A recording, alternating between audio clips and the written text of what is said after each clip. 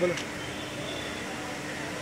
बड़ी खुशी की बात है कि आज कल्याण शहर के अंदर मुख्यमंत्री जी का दौरा हुआ है और मुझे बताने के लिए बहुत ये हमारे लिए एक दुख की बात भी ये है कि जिस तरह का पिक्चर बताया जाता है, जैसे कोई बड़े मंत्री मुख्यमंत्री वगैरह आते हैं तो जिस तरह की पिक्चर बताई जाती है शहर को ऐसा एक अच्छे तरीके से पेश किया जाता है।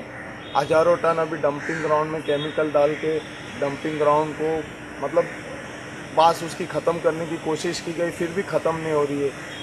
मतलब मुख्यमंत्री तो आज चले जाएंगे, फिर 2 दिन कल परसों से वापस से वही पब्लिक, कल्याण की पब्लिक को गंदगी फेस करना है। तो मुख्यमंत्री जो होते हैं ये सबके होते हैं, किसी पक्ष के नहीं होते हैं।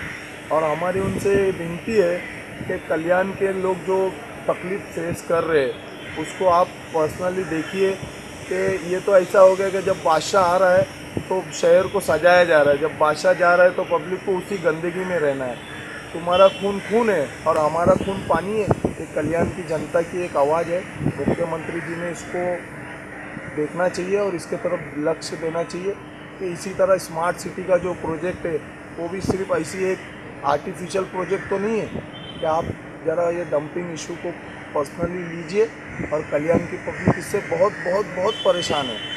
आज जवळजवळ 3 वेळेला आधारवाडी कचरा डेपोला आग लागल्या. अजूनही आतमध्ये आग धुमसत आहे. पण ही आग धुमसत असताना कोणत्याही परिस्थितीमध्ये ते आग विझवण्यासाठी केमिकल जे वापरायला पाहिजे होते ते केमिकल वापरण्याच्या बाबतीमध्ये महापालिकेने दुर्लक्ष केलेलं आहे.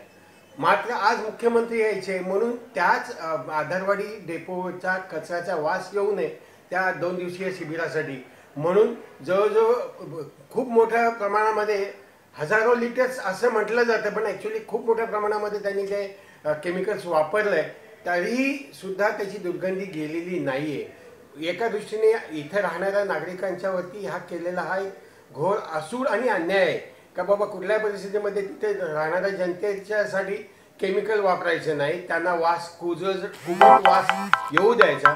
आणि मुख्यमंत्र्यांची 2 दिवसाची शिबिर मग स्मार्ट सिटीच्या संदर्भात त्याच्यासाठी आपण केमिकलचा वापर करून आणि त्या बाबतीमध्ये फक्त इथं वास येऊ नये, कुजट येऊ नये किंवा कुजू नये म्हणून आपण